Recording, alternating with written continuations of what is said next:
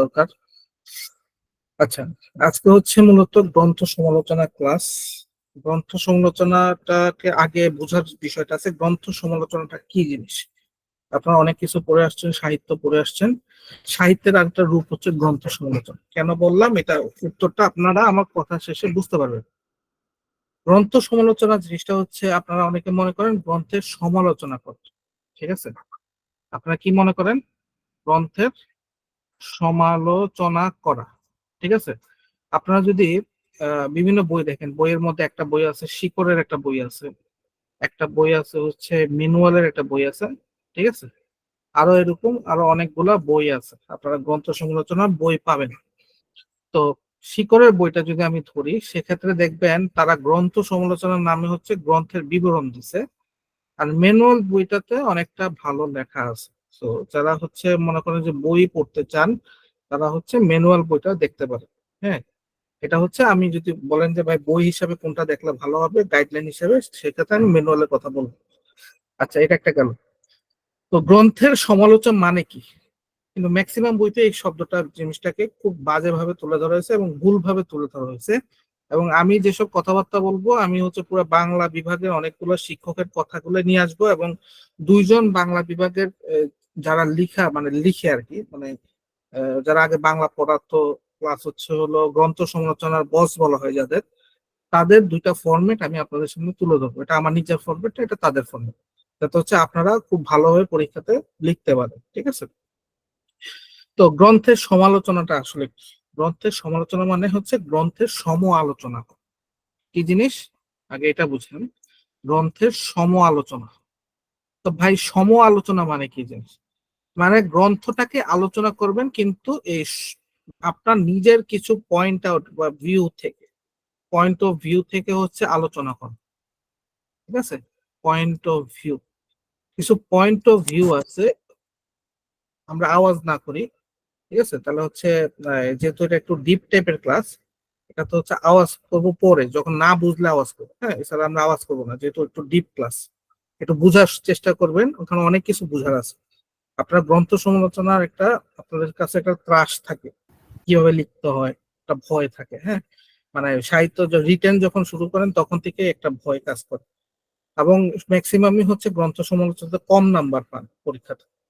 তো এখানে সবগুলো একটু দেখার বিষয় আছে, যে যতগুলো কথা বলি একটু শুনেন। হ্যাঁ, আর যাদের প্রশ্ন থাকবে, যদি মনে করেন যে বুঝেন না, তাহলে সাথে সাথে কোশ্চেন করবেন। আর যদি রিলেটেড প্রশ্ন থাকে, তাহলে হচ্ছে আপনারা লাস্টে প্রশ্নটা বলবেন।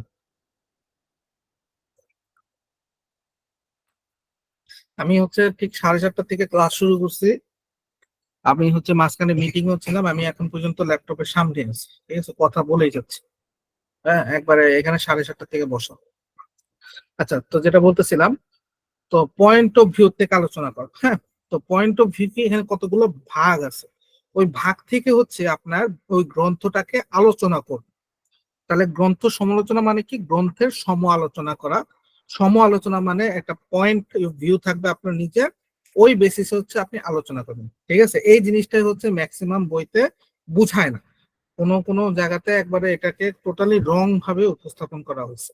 এখন পয়েন্ট অফ ভিউ কি? পয়েন্ট অফ ভিউ আছে, যেমন হচ্ছে আপনি এখানে আসতে পারে হচ্ছে লেখকের কি চিন্তা ভাবনা, তারপরে হচ্ছে লেখকের বৈশিষ্ট্য, তারপরে এখানে কাহিনী সংক্ষেপ কিছুটা আসবে, এখানে তুলনা আসবে, এখানে অনেকগুলা বিষয় আসবে। স্ট্যান্ডার্ড, যারা টিচার আছে, যারা কথা বলছে, তাদের মধ্যে স্ট্যান্ডার্ড হচ্ছে 8টা পয়েন্ট। হ্যাঁ, কিছু কিছু ক্ষেত্রে আবার তারা আবার ওইটাকে অন্য পয়েন্ট অফ ভিউতে নিয়ে আসছে, 6 থেকে 7টা পয়েন্ট নিয়ে আসছে। আমরা দুইটা জিনিসটাই দেখবো, ঠিক আছে? এখন আমরা দেখি হচ্ছে গ্রন্থ সমালোচনা আসলে কোত্থেকে আসে। যদি আমরা বিসিএস এর প্রশ্নগুলো একটু দেখি, বিসিএস এর প্রশ্নের মধ্যে দেখবেন এই 45 বিসিএস থেকে একটা নতুন ধারা শুরু হয়েছে। এই 45 বিসিএস এটা কিন্তু আমার পুরো কমন ছিল। আমি কিন্তু আমাদের স্টুডেন্টকে যখন সাহিত্য নিয়ে পড়াইছিলাম, আমি কিন্তু এই তরঙ্গ ভঙ্গ নিয়ে খুব ভালোভাবে আলোচনা করছিলাম। তরঙ্গ ভঙ্গ, ঠিক আছে? আরেকটা বিষয় হচ্ছে, এসব যে লেখাগুলো আছে, যে প্রশ্নগুলা, যে কোনো গ্রন্থ, এখানে একটু আনকমন বই দেওয়ার চেষ্টা করবো, একটু আনকমন বই দেওয়ার চেষ্টা করবেন। আনকমন বই বলতে কি বুঝেছিলাম? আনকমন যেমন হচ্ছে তরঙ্গ ভঙ্গ, ম্যাক্সিমাম কিন্তু লাল সালু লিখছে, ঠিক আছে? কিন্তু আপনি একটু কি করলেন, একটু একটু আনকমন টাইপের, ঠিক আছে, অথবা মুক্তিযুদ্ধ বিষয়ক, যেমন আমি 43-44 যখন রিটেন দিয়েছিলাম, সেখানে হচ্ছে মুক্তিযুদ্ধ ভিত্তিক যে কোনো একটি গ্রন্থের সমালোচনা করুন। ম্যাক্সিমামে হচ্ছে হচ্ছে পরীক্ষার প্রশ্ন উত্তর দিছে কি আপনার রাইফেল রুটে আওরাত, ঠিক আছে, অথবা হচ্ছে আপনার পায়ের আওয়াজ পাওয়া যায়, এরকম টাইপের বই। কিন্তু আমি বা আমাদের যে আপনাদের যে মেন্টর যারা আছে তাদের মধ্যে দুই একজন, তারা হচ্ছে আমরা দিছিলাম কি, আমরা দিছিলাম মায়ের সমালোচনা, গ্রন্থ সমালোচনা। মানে আমরা আনিসুল হকের মায়ের গ্রন্থ সমালোচনা করছি, এটা একটু এক্সেপশন। অনেকে হচ্ছে এখানে কি বলে, আহ, একাত্তরের কি বলে, একাত্তরের দিন কি বলতেছে, একাত্তরের দিন বলে। হ্যাঁ একাত্তরের দিন বলে নিয়ে কথাবার্তা বলছে, মানে লেখা লিখছে। তো যে জিনিসটা হচ্ছে, এখানে একটু এক্সেপশনাল দেওয়ার চেষ্টা করবেন যখন যে কোনো একটা গ্রন্থ সমালোচনা দিবে। আর আমার কথাগুলো একটু স্ক্যাটার্ড হইতে পারে, আপনারা চাইলে একটু নোট ডাউন করতে পারেন। তো প্রশ্নগুলো একটু দেখি, যে সৈয়দ ওয়ালিউল্লাহ রচিত যে কোনো একটা গ্রন্থ সমালোচনা, এবং বললাম যে এখান থেকে একটা নতুন ধারা সৃষ্টি হয়েছে। এর আগে ছিল মুক্তিযুদ্ধ ভিত্তিক যে কোনো একটি গ্রন্থের সমালোচনা লেখুন, জাতীয় চেতনামূলক যে কোনো একটি উপন্যাসের সমালোচনা, মুক্তিযুদ্ধ ইতিহাস বিষয়ক, বাঙালির ইতিহাস বিষয়ক, অসমাপ্ত আত্মজীবনী, মুক্তিযুদ্ধ কেন্দ্রিক বাঙালির ইতিহাস, আর হচ্ছে ভাষা আন্দোলন। আপনারা এই নতুন ফরম্যাট কেন বললাম আর এটা কেন বললাম, যদি একটু প্রশ্নগুলো ভালোভাবে দেখেন তাহলে বুঝতে পারবেন। কেউ একটা বলতে পারবেন এখানে চেঞ্জটা আসলে কিসে আসছে? এখন থেকে লেখক উল্লেখ করে দিচ্ছে। হ্যাঁ, আরেকটা বিষয় আছে, আগে যেমন কমন একটা জিনিস ছিল কি, আপনি মুক্তিযুদ্ধ, ভাষা আন্দোলন, ঠিক আছে, ভাষা আন্দোলন, তারপর হচ্ছে ইতিহাস, বাঙালি মানে বাঙালির ইতিহাস বা বাংলা, ঠিক আছে, এই জিনিসগুলো, এই তিনটা বা চারটা জিনিস পড়লে কিন্তু কমন পড়তো, কিন্তু এখন কিন্তু এটা হবে না। তাহলে এখন থেকে কি হবে, এখন থেকে হচ্ছে লেখকের জিনিসটা আসতে পারে। তো তাহলে আপনারা কি করবেন, আপনারা একটা কাজ করবেন, সেটা হচ্ছে আপনারা যখনই যে সাহিত্যটা পড়বেন, আপনারা যে সাজেশনটা মেনলি ফলো করতেছেন সেটা কিন্তু ওই যে যেই পড়াক আমার সাজেশনই ফলো করতেছেন। তো যেটা হচ্ছে মনে করেন আখতারুজ্জামান ইলিয়াসের বই পড়তেছেন, ঠিক আছে, ওখানে আপনার কমন একটা সাজেশন ছিল কি, যেটা পরীক্ষাতে আসছিল, ওইটাও বাদ দিয়ে আখতারুজ্জামান ইলিয়াসের সবচেয়ে বেস্ট যেটা বই, সেটা কি বলে বলেন তো দেখি। আখতারুজ্জামান ইলিয়াসটা এবার আসতে পারে। হ্যাঁ, চিলেকোঠার সেপাই। চিড়িয়াকোঠা সেবা, এই যে কিন্তু আপনাদের যে পরীক্ষা আসছিল হচ্ছে জাল স্বপ্ন, স্বপ্নের জাল, এটাও কিন্তু আপনাদের পড়তে হবে, ঠিক আছে, রিটেন প্রশ্নের জন্য। তো আপনারা যখন এরকম প্রশ্নগুলো পড়বেন, এটা মূলত কি, এটা কিন্তু গ্রন্থের উপরেই কিন্তু প্রশ্নগুলো পড়তেছে। তা আমি একটু ভালো করে পড়ি, ঠিক আছে, আমার কথা হচ্ছে আমি যখন একটা লেখক নিয়ে পড়তেছি, আমি একটু ভালো করে জানি না এখানে আসলে কি কি জিনিসগুলো আছে। যদি আমি জানি না নিতে পারি, তাহলে কিন্তু আমি বিশ্লেষণটা করতে পারবো। যেমন হচ্ছে ওয়ালিউল্লাহ রচিত যে বইটা ছিল তরঙ্গভঙ্গ, এখানে আপনারা পড়ছিলেন কি অ্যাবজর্বধর্মী নাটক হিসেবে আহ তরঙ্গভঙ্গের সার্থকতা, এরকম একটা প্রশ্ন করছিলেন। তখন আমি এটাকে বিশ্লেষণ করছিলাম যে তরঙ্গভঙ্গে শুধু অ্যাবজর্বধর্মী না, এটা কিন্তু নিরীক্ষামূলক নাটক। তো নিরীক্ষামূলক কোন কোন পয়েন্টে কোন কোন ভিউতে সেটা আসছিল, তারপর অ্যাবজর্ব ধর্মীটা কোন কোন ভিউতে কোন কোন পয়েন্টে আসলো। এখন আপনি যখন এই জিনিসটা জানলেন, একটা বেসিক কনসেপ্ট আপনার আয়সা বললো, তখন আপনি কি করলেন, আপনি একটা ফরম্যাট, যখন আপনি তো ফরম্যাট মাথার মধ্যে আছে, একটু পর আমরা ফরম্যাট দেখবো, ফরম্যাট মাথার মধ্যে আসছে, জাস্ট হচ্ছে বসাই দিলাম, ঠিক আছে, আপনার কি হয়ে গেল, একটা সুন্দর গ্রন্থ সমালোচনা হলো, যেখানে হচ্ছে আপনার নাম্বার কাটানোর কোনো জায়গা নাই, কারণ আপনি যে বিশ্লেষণটা করছেন আসলে এই বিশ্লেষণটাই আপনার দরকার ছিল। ঠিক আছে, এভাবে হচ্ছে লেখকের যে গ্রন্থ সমালোচনা গুলো, এগুলো হচ্ছে আমাদেরকে করতে হবে। যে আমরা যখন যে রাইটার নিয়ে রিটার্নের সাহিত্যগুলো পড়বো, হ্যাঁ, তার যে একটা বা দুইটা গ্রন্থ যখন পড়বো, সেই গ্রন্থটাকে হচ্ছে কি করব, ফোকাস করব যে আচ্ছা আমি এটা শুধু সাহিত্যের জন্য পড়বো না, আমি মনে করেন যদি গ্রন্থ সমালোচনা হয়, এখানে কিছু পয়েন্ট অফ ভিউ বাইর করবো, যে এটা আসলে আর কি কি এখানে কি কি জিনিস থাকতে পারে। ঠিক আছে, তাহলে কিন্তু আমাদের একসাথে দুইটা কাজ হয়ে যাবে। তো এই একটা বিষয় গেল, যে আমরা একটা অ্যানালাইসিস দেখলাম, যে প্রশ্নের অ্যানালাইসিস, তারপর হচ্ছে গ্রন্থ সমালোচনা লেখার কৌশল, কোনো নির্দিষ্ট কৌশল নাই, তবে আমি যেটা বললাম দুইটা আমি ফরম্যাট দেখাবো, এই ফরম্যাট দুটার মধ্যে আপনারা থাকার চেষ্টা করবেন। তবে আমি প্রথম ফরম্যাটটাকে সবচেয়ে বেশি প্রায়োরিটি দিই, যেটা হচ্ছে তারেক মনসুর স্যারের একটা ফরম্যাট, এটা হচ্ছে 8টা পার্ট ফরম্যাট। আর একটা আছে হচ্ছে আমাদের মেহেদী স্যারের ফরম্যাট, ওটা হচ্ছে যখন আপনি কোনো কিছু লিখতে পারবেন না, খুব আননোন একটা, মনে করেন আপনার কমনই পড়ে নেই, তারপরে কিন্তু আপনি গ্রন্থ সমালোচনা লিখতে পারেন, ওরকম একটা ফরম্যাট আপনাদেরকে দেখাবো। এটা জাস্ট সেফটির জন্য, যে আমি এটা শিখবো, আমি যদি কোনো কিছু কমন না পড়ে দেন হচ্ছে আমার সেফটি খেলতে হবে। আর পরীক্ষা তো অবশ্যই না লিখে আসবেন না, সব লিখে আসতে হবে। তো ওই হিসাব করে হচ্ছে সেফটি হিসেবে আপনাকে আরেকটা ফরম্যাট দেখাবে। আচ্ছা, আমরা এখন ধরেন একটা ডিরেক্টলি হচ্ছে কি করে একটা আহ, গ্রন্থ সমাজে চলে যাই, তাহলে হচ্ছে কি হবে, আপনারা এটার সাথে সাথে কোন পর্যায়ে কি লিখবেন সবগুলো হচ্ছে আপনাদেরকে মাথায় চলে আসবে। ফরম্যাটটা আসলে আপনাকে শুধু ফরম্যাট দেখালে আসলে আপনার মাথার মধ্যে এটা কাজ করবে না। আমি আমি মনে করি যে ফরম্যাটের সাথে সাথে একটা যদি এক্সাম্পল হিসাবে দেখানো যায় তাহলে সাথে সাথে এটা মাথায় ক্যাচ করে। তো একবার আমি এক্সাম্পলে চলে যাই, যে আমি হচ্ছে কি করব, যেমন ভাষা আন্দোলন ভিত্তিক একটা বই, নাম হচ্ছে আরেক ফাল্গুন বা আরেক ফাগুন। তো এটা হচ্ছে আপনার গ্রন্থ সময়টা লিখতে হবে, তো লেখার নিয়ম আছে। ঠিক আছে, লেখার নিয়মটা কি? তো আমরা লেখার নিয়মটা আগে দেখি। প্রথমত আমি বললাম যে এটা হচ্ছে আপনি 8টা ভাগে লিখবেন। 8টা ভাগ কি কি? আপনার 8টা ভাগ থাকবে, 6, 7, 8। 8টা ভাগ কি কি? প্রথম যে ভাগটা সেটা হচ্ছে গ্রন্থের যে পরিচয়। ঠিক আছে, গ্রন্থের পরিচয়। এই গ্রন্থের পরিচয়টা কি জিনিস? গ্রন্থের পরিচয়টা হচ্ছে গ্রন্থ কি। মনে করেন আরেক ফাল্গুন, এই উপন্যাসটা কি ধরনের উপন্যাস? এটা হচ্ছে আপনার একটা ভাষা আন্দোলনের পটভূমিতে রচিত উপন্যাস। যেমন একটু আগে বললাম তরঙ্গভঙ্গ, এটা কি ধরনের নাটক? এটা হচ্ছে একজোটধর্মী এবং আপনার নিরীক্ষামূলক নাটক। ঠিক আছে, এই যে কথাগুলো বললাম এই জিনিসগুলো হচ্ছে আপনার পরিচয়। ঠিক আছে, এবং এই পরিচয়ের সাথে সাথে আপনাকে কি দিতে হবে, এটার একটা এক লাইনের এটার একটা সারমর্ম বা হচ্ছে এটার মূল বক্তব্যটা যদি দিতে পারেন খুব ভালো হয়। যেমন এখানে হচ্ছে কি, এই আরেক ফাল্গুনের কাহিনীটা আপনারা অনেকে পড়ছেন, যেটা সর্বশেষ যেটা লাইন ছিল, আসছে ফাগুন আমরা কিন্তু দ্বিগুণ হব। ঠিক আছে, এটা কিন্তু লাস্ট লেখা ছিল, এবং এটার মানেটা কি ছিল, এটার মধ্যে বাঙালি জাতি জাগরণ সৃষ্টি করছেন। তো বাঙালি জাগরণ, যে বাঙালির মনে যে জাগরণ সৃষ্টি করছে, আসলে এটাই হচ্ছে মূল বক্তব্যটা ছিল এই লাইনটার মাধ্যমে।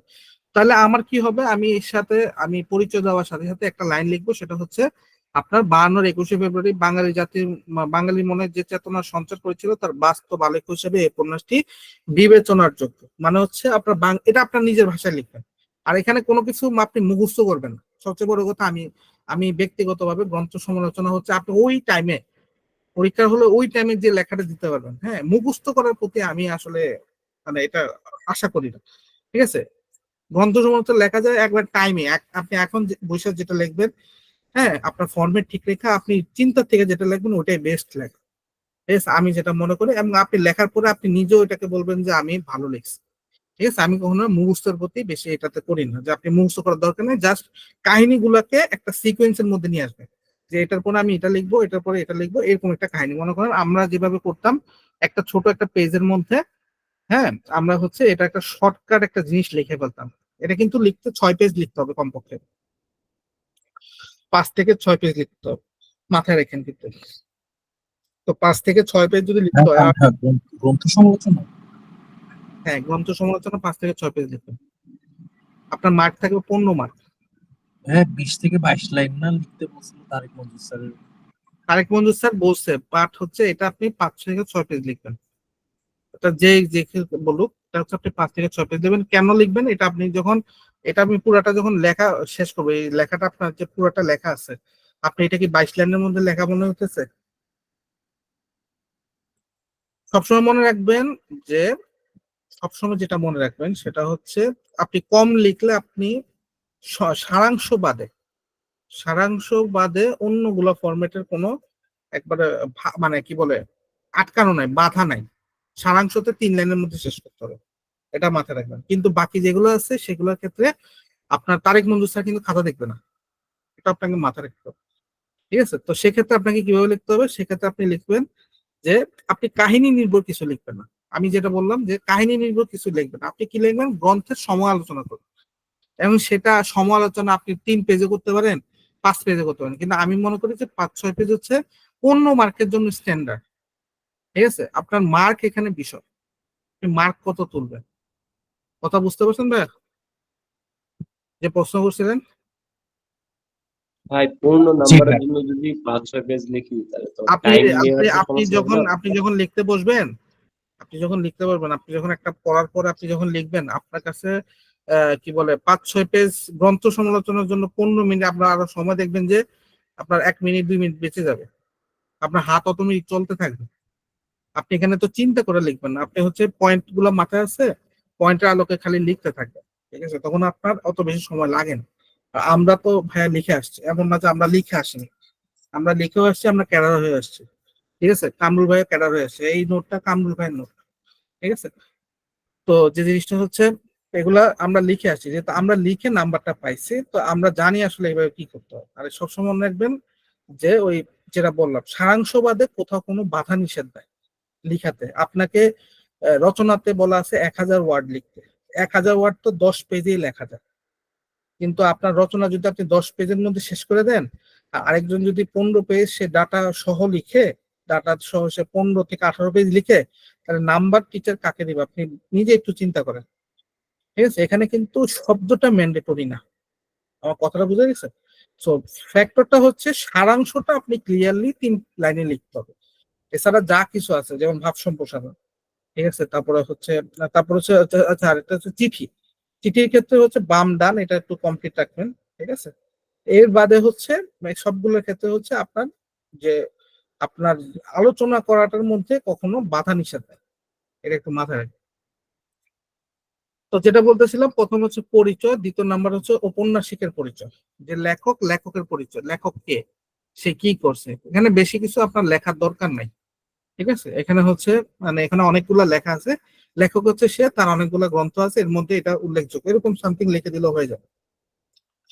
এরপরে হচ্ছে 3 নাম্বার যে পয়েন্টটা, সেটা হচ্ছে গ্রন্থের বৈশিষ্ট্য এবং হচ্ছে উদ্দেশ্য, ঠিক আছে। গ্রন্থের বৈশিষ্ট্য মানে হচ্ছে অনেকটা সার সংক্ষেপ বলা যায়, এটাকে সার সংক্ষেপ আমরা বলতে পারি, ঠিক আছে। এখানে লেখা আছে, আমি জাস্ট এখানে কি কি বিষয়টা তুলে ধরবেন সেটা বলতেছি। সার সংক্ষেপ তুলে ধরবেন যে এখানে আসলে কি দেখানো হয়েছে, এখানে কোন বিষয়টাকে গুরুত্ব দেওয়া হয়েছে, ঠিক আছে। যেমন এখানে একটা দেখেন যে আপনার এই জায়গাতে আপনার এই যে 1955 সালের 21শে ফেব্রুয়ারিতে ঢাকা বিশ্ববিদ্যালয়ের ছাত্র সংগ্রাম, এটা কিন্তু মূল বক্তব্য, এবং কর্মীদের চাঞ্চল্যকর দৃশ্যপট এখানে অঙ্কিত হয়েছে। আরেকটা যে ফ্যাক্টর ছিল সেটা হচ্ছে 68 সন এবং হচ্ছে 52 সন, ঠিক আছে, এই জিনিসটা জাস্ট তুলে ধরছে। আপনি এটা না দিয়ে আপনি হচ্ছে এটার উপরে বেসিস করে আরো 2-1টা লাইন লিখতে পারেন। তারপরে হচ্ছে কাহিনী সংক্ষেপ, এই জায়গাতে হচ্ছে মূল ফ্যাক্টরটা, যে ছোট বড় ফ্যাক্টর। আপনি মনে করেন টাইম পাচ্ছেন না, ঠিক আছে, তখন আপনি কোথায় এখানে ছোট করবেন, তো সেটা হচ্ছে 4 নাম্বার যে পয়েন্টটা, এটা হচ্ছে কাহিনী সংক্ষেপ। এখানে আপনি ছোট বড় করতে পারবেন, আপনি চাইলে এটাকে 5 লাইন 8 লাইনের মধ্যে কমপ্লিট করতে পারবেন, আপনি চাইলে হচ্ছে এটাকে 12 থেকে 16 লাইনের মধ্যে আপনি কমপ্লিট করতে পারবেন, ঠিক আছে। এটা হচ্ছে আপনার উপর ডিপেন্ড করে আপনি কিভাবে কমপ্লিট করবেন। তো কাহিনী সংক্ষেপের মধ্যে আপনি যদি পুরোপুরি তারেক মঞ্জুর স্যারটা ফলো করেন, তাহলে উনি বলা আছে যে কোনো আপনার লাইন লেখা যাবে না, ঠিক আছে। কিন্তু আপনার দেখা গেছে অনেকগুলা লেখক আছে, সরি অনেকগুলো টিচার আছে, তারা হচ্ছে লাইন না লিখলে, উক্তি না লিখলে নাম্বার দেয় না, ঠিক আছে। সো এখানে আপনাকে কি করতে হবে, সেফ খেলতে হবে। আমি আবার বলতেছি যে একজন স্যারের ফরম্যাট যখন ফলো করবেন, আপনার অন্য জনের কিন্তু সেম ফরম্যাট না, ঠিক আছে। তো সেই ক্ষেত্রে আপনাকে কিছু কিছু ক্ষেত্রে সেফ খেলতে হবে। যেমন হচ্ছে এখানে আমি একটা কথা বলি যে যে দেখেন, বরকতের খুন ভুলবো না, শহীদের খুন ভুলবো না, ঠিক আছে। এরকম কিছু কিছু লাইন আমরা লাস্টে যে আমি যেটা বারবার বললাম, আসছে ফাগুনে আমরা কিন্তু দ্বিগুণ হবে, এই লাইনটা খুব গুরুত্বপূর্ণ একটা লাইন, ঠিক আছে। এই লাইনটা মানে মাস্ট আমার হিসাবে দেওয়া উচিত। এই আরেক ফাল্গুন যেটা দিবেন, যে কেউ যদি দিয়া থাকেন বা সামনে পরীক্ষার মধ্যে, এটা এই লাইনটা কিন্তু মিস না হয়। তো এরকম কিছু কিছু উক্তি আপনাকে আমি আমার হিসাবে দেওয়া উচিত, কারণ হচ্ছে টিচাররা উক্তি দেখতে চায়, অনেকগুলো উক্তি। এখন তারেক মঞ্জুর স্যার সামনে কিন্তু কোনো বোর্ডের মধ্যে নাই, প্রথম কথা। তো যেহেতু উনি বোর্ডের মধ্যে নাই, তো ওনার ফরম্যাটটা আসলে ফুল আপনি দেখলেও, আপনি কিন্তু যেহেতু বোর্ডে নাই, অন্য টিচার কিন্তু আপনার খাতা দেখে, তো সে কিন্তু এটা নাও দিতে পারে।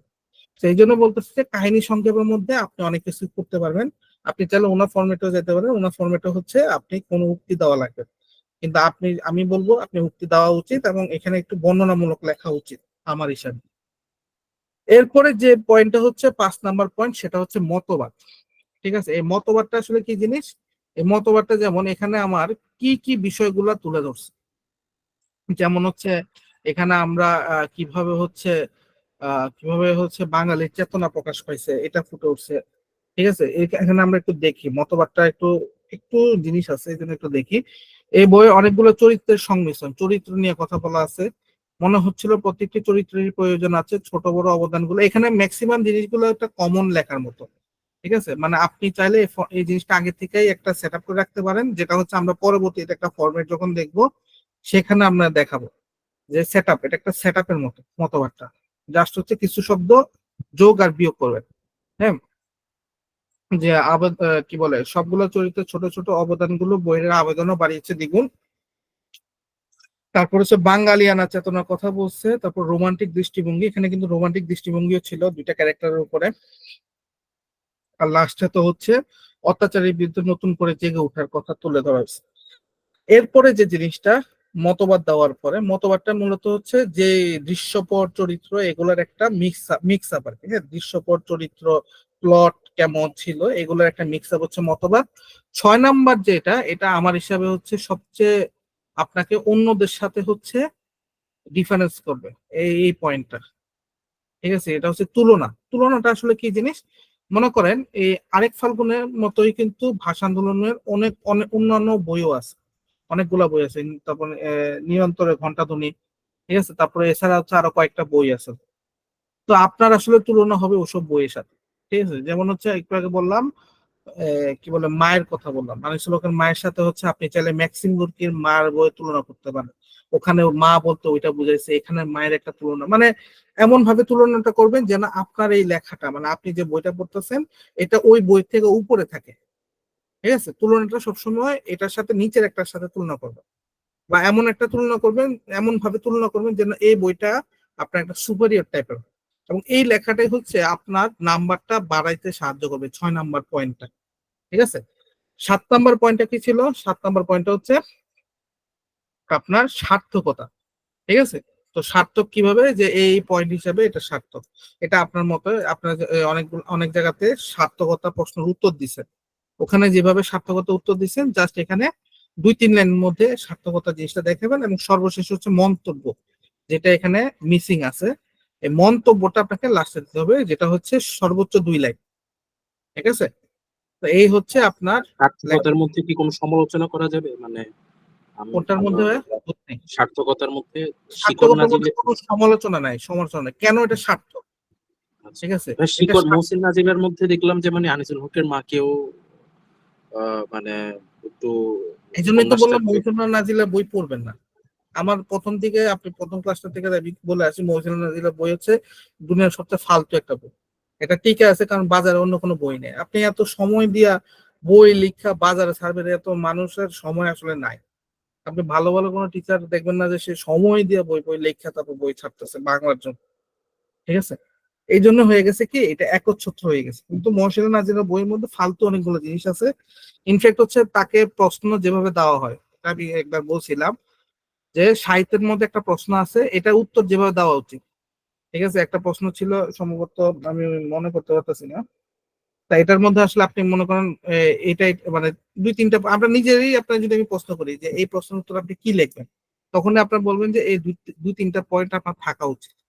ঠিক আছে, দেখা গেছে যে এই 2-3টার মধ্যে মনে করেন একটা আছে 2-3টা 2 আর 3 নাই, মানে এটা মাস্ট থাকা উচিত ছিল, এটার মধ্যে দেখা গেছে এরকম নাই। সো এখানে বই অনেক গ্যাপ আছে, সো গ্যাপটা আমরা এখন দরকার নাই। সার্থকতা সবসময় হচ্ছে আপনার বিষয়টা হচ্ছে, সার্থকতার বিষয়টা হচ্ছে কেন সার্থক সেটা। কারণ হচ্ছে এটা আপনার যেরকম 52 সালের পরবর্তী 3 বছর পরে যেরকম একটা আন্দোলনের কারণে আন্দোলনটার 52 সালের প্রতিফলন করছে হচ্ছে 55 সালের জিনিসটার মধ্যে। ঠিক 68 সালে তখন ছিল, সে বই রাইটিংটা লিখতেছে, তার 3 বছর পরে কিন্তু মুক্তিযুদ্ধ ছিল, যেটা আমরা একটু আগে দেখলাম। ঠিক আছে, এই জায়গাতে দেখছি এই যে 1966 সালে বঙ্গবন্ধু 6 দফার অগ্নিঝলকে বাঙালি জাতি যখন সাহিত্য শোষণে উদ্গ্রীব, তখন বাঙালিয়ানা সূতিকার 52 আর 21 ফেব্রুয়ারিকে উপজীব্য করে এবং 68 সালে প্রকাশিত আরেক ফাল্গুন যেন বিশেষ ইঙ্গিতবাহী 52 3 বছর, আর হচ্ছে 68 3 বছর। এবং এই দিক দিয়ে হচ্ছে এটা সার্থক, কারণ হচ্ছে এটা জাগ্রত জাতীয়তাবোধকে প্রকাশ করছে। ঠিক আছে, তো সার্থকতা অলওয়েজ পজিটিভ ভাবে লিখতে হয়, এটা মাথায় রাখবেন। সার্থকতা কি লিখতে হয়? পজিটিভ ভাবে লিখতে হয়। কেন সার্থক? কিন্তু এরকম হইতে পারে যে সার্থক না, সার্থক নাও হইতে পারে। ঠিক আছে, এগুলাতে একটা ফ্যাক্টর থাকবে, যেমন সার্থক না কোন কোন প্রশ্ন, এগুলো একটু মাথার মধ্যে রাখেন। রাজনৈতিক দিক থেকে, সামাজিক দিক থেকে, অর্থনৈতিক দিক থেকে যখন এভাবে দিক থেকে লেখে, তখন আপনি সার্থক নাও দেখাতে পারেন। কিন্তু আপনাকে বলা হইতেছে এই বইটা কি সার্থক কিনা। ঠিক আছে, এই বইটা সার্থক, অবশ্যই এটা সার্থক। ঠিক আছে, ভাষান্দোলন ভিত্তিক, অবশ্যই এটা ভাষান্দোলন ভিত্তিক হিসাবে সার্থক। কিন্তু এখানে কিন্তু দেখাইতো আপনার অর্থনৈতিক দিক দিয়ে এটা সার্থক কিনা। এটা অর্থনৈতিক দিয়ে সার্থক না, কারণ এখানে অর্থনীতিতে কোনো কত প্রশ্নই হয় না। আমি একটা গতবার একটা প্রশ্ন দিয়েছিলাম, সেটা হচ্ছে মৃত্যু কুতা রাজনৈতিক দিক দিয়ে এটা কি সার্থক কিনা। ঠিক আছে, এরকম একটা প্রশ্ন আমি আপনাদের পরীক্ষা দিয়েছিলাম। তো প্রশ্নের উত্তরে সবাই সামাজিক দিক দিয়ে লেখা শুরু করছে। মৃত্যুকুদা কিন্তু দুইটা পার্ট ছিল, সেকেন্ড পার্টটা কিন্তু রাজনীতি নিয়ে লেখা ছিল। এটা কেউ জানেই না, ওরা হচ্ছে মহসিনা নাজিরা পড়ছে, ওরা প্রশ্নের মধ্যে খালি সামাজিক দিকটা সবাই জিরো জিরো জিরো পেয়ে গেছে। ঠিক আছে, ওখানে কিন্তু রাজনৈতিক জিনিসটাও ছিল, যে এখানে একটা ক্যারেক্টার ছিল রাজনীতিতে, রাজনীতিতে কতটুকু সার্থক, সম্পূর্ণ সার্থক কিনা, ঠিক আছে, বা সার্থক না।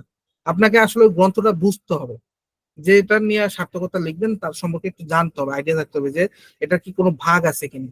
ভাগ থাকলে প্রথম ভাগে কি দিয়ে লেখা, দ্বিতীয় ভাগে কি না লেখা। ঠিক আছে, আপনি যখন জানবেন যে প্রথম ভাগ সামাজিক, দ্বিতীয় ভাগ রাজনৈতিক, তাহলে এটা যদি আমি বলি অর্থনৈতিক দিক দিয়ে এটা সার্থক কিনা, এটা অবশ্যই সার্থক না। কিন্তু আমি যদি বলি রাজনৈতিক দিক দিয়ে সার্থক কিনা, আপনাকে কিন্তু যেহেতু দ্বিতীয় ভাগে রাজনৈতিক ক্ষেত্র আছে, সেহেতু আপনাকে একটা সার্থকতা দেখাইতে হবে, পজিটিভ দেখাইতে হবে। বুঝা গেছে বিষয়টা? হ্যালো? জি ভাই, বুঝতে পারছি। যে প্রশ্ন করছিলেন সে বুঝছিলেন? ভাই বুঝতে পেরেছি। একটু জ্ঞান থাকতে হবে। আমি মাঝখান দিয়ে সাহিত্যের কথাগুলো বললাম, কারণ এটার সাথে সাহিত্যটা একটু রিলেটেড। আচ্ছা, এটা একটা বললাম যে এখানে আমার 8টা পয়েন্ট থাকবে এবং 8টা পয়েন্টের এভাবে ভাগ থাকবে। ঠিক আছে, এভাবে হচ্ছে আপনার আলোচনা করবো। দ্বিতীয় একটা ফরম্যাট, যেটা হচ্ছে এই ফরম্যাটটা। হ্যাঁ, মনে করেন আপনি বইটা সম্পর্কে কিছু জানেন না, একবারই অজ্ঞ, জাস্ট আছে আপনি রাইটার সম্পর্কে একটু জানেন, মানে এই বইটার লেখ, যেমন বং থেকে বাংলা। ঠিক আছে, তারপরে এটা কে লেখছে, কে বলেন তো? বং আবুল থেকে ফজলের কথা বলছি। না, হয়নি, হয়নি। ঋগ্বেদের বং থেকে বাংলা, র দিয়া নাম, মহিলার নাম, বলেন দেখি কে। পরীক্ষায় প্রশ্ন আসছে, আপনার 43 বিসিএস।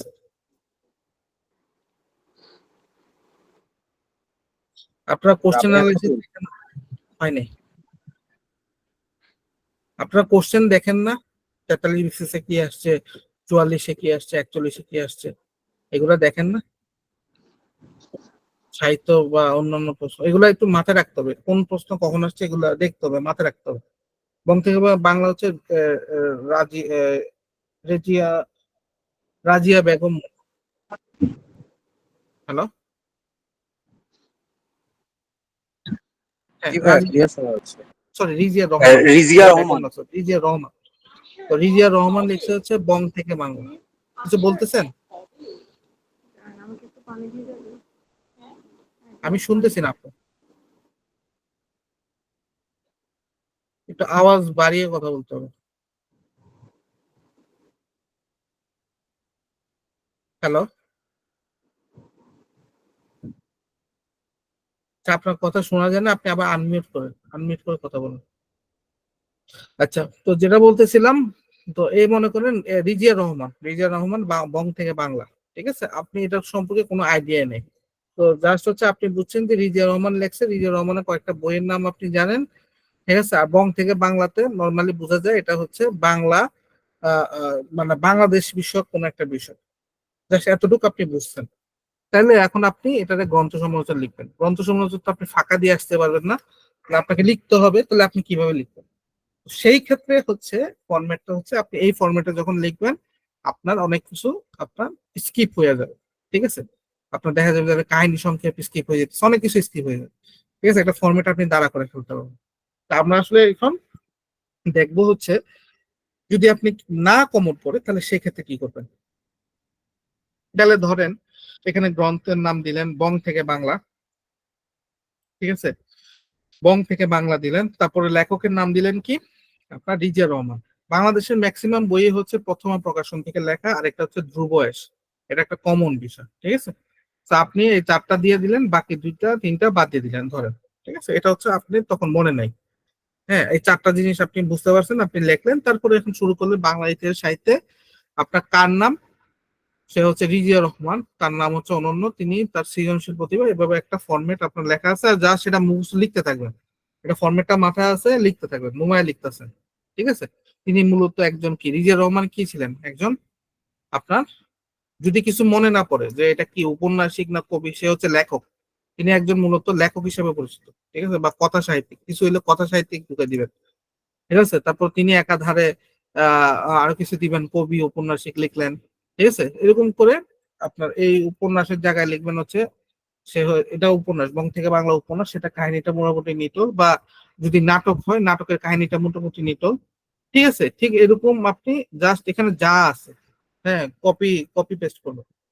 কপি পেস্ট করবেন, এখানে যদি চরিত্রটার নাম মনে থাকে, এখানে একটা চরিত্র নামটা মনে রাখাটা গুরুত্বপূর্ণ। উপন্যাস হলে চরিত্র একটা নাম মনে রাখতে হবে। যেমন হচ্ছে আপনার একটু আগে বললেন আখতারুজ্জামান ইলিয়াসের কি আহ, চিলেকোঠা শেপে ওসমান। ঠিক আছে, যে ওসমানের কথা বললেন, তো ওসমান তখন লিখলেন, এখন ওসমান নিয়ে হচ্ছে আপনার চরিত্রটা কেমন এটা একটু লিখলেন। ঠিক আছে, আপনি মনে করেন চিলেকোঠা শেপে পারেন না, তখন আপনি মনে করেন জাস্ট ক্যারেক্টারের নাম মনে আছে। অথবা এই যে পরীক্ষার সময় আপনার এখন তো সাইলেন্ট এক্সপেল ছিল, আগে আবার এক্সপেল ছিল না। ঠিক আছে, তো দেখা যেত যে কোনো না কেউ একজন আপনার ক্যারেক্টারের নাম একটা না একটা পারে। তো যে কোনো একটা ক্যারেক্টারের নাম নিয়ে জাস্ট হচ্ছে এখানে একটা বসে দিলাম, তারপর হচ্ছে এখানে যা আছে লিখে লিখে দিলাম। এখানে কিন্তু এক্সেস কিছু নাই, দেখছেন? এখানে জাস্ট হচ্ছে 3-4টা পয়েন্ট অফ ভিউ, মানে পয়েন্ট ছাড়া সবগুলোই কিন্তু একটা মানে সাহিত্যিক লেখার মতো। জাস্ট হচ্ছে আপনি লিখে দিলেন, আপনার গ্রন্থ সমর্থন হয়ে গেল। তো এই জিনিসটা হচ্ছে মূলত কি বললাম, যদি আপনি একবারই না পারেন বা খুব মানে খুব আনকমন একটা জিনিস পড়ে গেছে, এখন লিখতে হবে, কারণ পরীক্ষা হলে ছেড়ে আসা যাবে না। তখন হচ্ছে আমি জাস্ট এটাকে মুখস্থ করে রাখবো। এরকম একটা ফরম্যাট হচ্ছে এখানে আছে, তারপর হচ্ছে এই ইংরেজিটা আছে আপনাদের লেটার টু এডিটর, যেটা যে একটা কমন ফরম্যাট থাকে, জাস্ট মাথার মধ্যে রাখতে হয়, কমন ফরম্যাটের মধ্যে বসে দিলে অর্ধেক লেখা শেষ হয়ে যাবে। ঠিক আছে, এরকম সেম জিনিস এটা জাস্ট। আর এখানে কয়েকটা বিষয় আছে, যেমন হচ্ছে এখানে একটা কাহিনীর কথা বলছে, মনে রাখবেন কিভাবে কাহিনী, চরিত্রায়ন, তারপর হচ্ছে ভাষা, হ্যাঁ, তারপর হচ্ছে আপনার দৃষ্টিকোণ, আর লাস্টে হচ্ছে সবগুলার একটা মানে জিনিস আপনি তুলে ধরছেন। তো সবগুলা মিলে হচ্ছে আপনি কি করলেন, যে জিনিসটা আপনি পারতেন না, জাস্ট হচ্ছে মুখস্থ, এই জিনিসটা পারার কারণে আপনি হচ্ছে পুরোটা লিখে ফেলতে পারছেন। আর এই জিনিসটা লিখলে টিচারের মাথার মধ্যে মানে সে তো দেখে আসতেছে, কেউ পারতেছে না। আর নর্মালি হচ্ছে আপনি যা পারেন ম্যাক্সিমাম সেটা পারে। ঠিক আছে, মনে করেন আপনার মুক্তিযুদ্ধ ভিত্তিক সাহিত্য দিলে আপনি যেমন পারবেন আরেকজন পারবেন। তো আনকমন যেরকম, যেমন বললাম বং থেকে বাংলা, যখন এটা দিবে আপনার 90% স্টুডেন্ট কিন্তু জানেই না কাহিনী কি হবে। তো সেই ক্ষেত্রে আপনি একটা পুরা জিনিস দাঁড়া করেছেন, আপনি অবশ্যই অন্যদের থেকে 2 গুণ নাম্বার আপনি বেশি পাবেন। তো কথাটা বুঝে গেছে যে এটা হচ্ছে একটা ফর্মেট, যেটাকে আপনি কখন লিখবেন, যখন হচ্ছে কিছু পারেন না। আর আপনার নর্মালি যদি পারেন, সেক্ষেত্রে হচ্ছে আপনি এই ফরম্যাটে লেখার চেষ্টা করবেন, কারণ এই ফরম্যাটটা হচ্ছে অনেকটা স্ট্যান্ডার্ড ফরম্যাট। এবং এটা অবশ্যই আমি যেটা বললাম, এখানে কোনো বাধা নিষেধ নাই। তো যেহেতু বাধা নিষেধ নাই, 15 নম্বরের জন্য 5-6 পেজ ইজিলি লেখা যায় যদি আপনি একটু ট্রাই করেন। আপনারা হচ্ছে এখন পর্যন্ত ট্রাই করেন না দেখে মানে ভয় পাচ্ছেন। ঠিক আছে, আপনারা ট্রাই করেন না দেখে আমরা হচ্ছে অনেকগুলো লিখে আসছি রিটেন। আমরা জানি যে এটা কোনো ব্যাপার না 5-6 পেজ লেখা। ইনফ্যাক্ট আমার লেখা হচ্ছে সবচেয়ে স্লো। হ্যাঁ, আমার স্লো লেখাতে আমি 5-6 পেজ লিখছি। তাহলে যে ফার্স্ট, সে হচ্ছে মনে করেন 5-6 পেজ লেখার পরে সে রচনাতে ধরেন সে 16-17 পেজ 18 পেজ লিখতে পারে। তো যে জিনিসটা বললাম, যে এত ভয় পাওয়ার কিছু নাই যে ভাই লিখতে পারবো কিনা, ঠিক আছে, সময় পাবো কিনা, এটা আসলে কিছু না। আপনি যখন একটা পরীক্ষা, দুটো পরীক্ষা দিবেন, দেখবেন অটোমেটিকলি আপনার টাইম ম্যানেজমেন্ট হয়ে গেছে। আর সবসময় মাথায় রাখবেন, ঘড়িতে টাইম রাখবেন, যে আমার গ্রন্থ সমালোচনার সময় হচ্ছে আপনার 20 মিনিট সম্ভবত, না 22 মিনিট জানি, কত মিনিট জানি আপনার গ্রন্থ সমালোচনার টাইম ভাগ আছে কত, 18 মিনিট, হ্যাঁ, বলছিলেন না? 18 মিনিট। ঠিক আছে, তো আপনি 18 মিনিটের বাইরে 1টা মিনিট সময় ব্যবহার করতে পারবেন না। তো 18 মিনিটের মধ্যে আপনার 15 মিনিটের মধ্যে হচ্ছে লাস্টের 2 প্যারা ব্যতীত বাকিগুলো 15 মিনিটের মধ্যে শেষ করতে হবে। আর লাস্টের যে 2 প্যারা, ওইটা 3 মিনিটের মধ্যে শেষ করতে হবে। মানে আপনাকে উপসংহার বা মন্তব্য টানতেই হবে। ঠিক আছে, এবং ওইটার জন্য 3 মিনিট রাখতেই হবে। হ্যাঁ, তো মূল লেখাটা আপনি 15 মিনিটে প্রথম থেকে ওই লাস্টের 2 প্যারা ব্যতীত মূল লেখাটা আপনি প্রথম 15 মিনিটে লিখতে হবে, আর লাস্টের 2 প্যারাটার জন্য 3 মিনিট রাখতে হবে। এভাবে হচ্ছে আপনার লিখতে হবে। কারো যদি কোনো প্রশ্ন থাকে সে প্রশ্ন করতে পারে। ভাই আমার একটা কোশ্চেন ছিল, সেটা হলো যে আপনি ভাই ওই লম্বা যে পেজটা আছে বিসিএস এর, এখানে ভাই আপনি লাইন কয়টা লিখতেন যদি একটু মানে আমাদের আইডিয়া দিতেন। আপনার লিগ্যাল পেজটা দেখছেন, কখনো পরীক্ষা দিচ্ছেন আপনি আগে? জি ভাইয়া, আমরা তো লিগ্যাল পেজে পরীক্ষা দিই লম্বা পেজটায়। না না, আপনি আগে বিসিএস পরীক্ষা দিচ্ছেন রিটেন কখনো? না না না না ভাই। আচ্ছা, বিসিএস এর যে রিটেন পেজটা, এটা হচ্ছে আপনারা যে লিগ্যাল পেজটা দেন অনেকটা এরকম না। আমি আবার একটু বলি, অনেকটা এরকম না। কেন না বললাম, এটার কারণটা হচ্ছে লিগ্যাল পেজটার B4 সাইজ, ঠিক আছে? আমরা লিগ্যাল পেজ যেটা ব্যবহার করি সেটা হচ্ছে B4, কিন্তু তারা দেয় হচ্ছে B3 কাগজ। B3 কাগজ কোনটা? B3 হচ্ছে B4 থেকে একটু ছোট, একটু কম হয়, মানে হচ্ছে লেটার থেকে বড় কিন্তু B4 থেকে একটু কম, ঠিক আছে? এটাতে আমি বলতে পারি কেমনে বলবো? এই কর্ণফুলী কাগজের মতো। কর্ণফুলী কাগজে একটু পাতলা কর্ণফুলী কর্ণফুলী কাগজ। আপনারা যে লিগ্যাল পেজটা দেখেন, এই লিগ্যাল পেজটার যে হাইটটা কত হইতে পারে? ধরেন হচ্ছে এটা হচ্ছে লিগ্যাল পেজের হাইট, এটা হচ্ছে 12 ইঞ্চি ধরেন। হ্যাঁ, এখন আপনার B3 যেটা, এটা হচ্ছে 11 ইঞ্চি, এরকম টাইপের হবে, একটু কম। প্রথম কথা। 2 নাম্বার যে জিনিসটা হচ্ছে আপনি স্কেল টানবেন।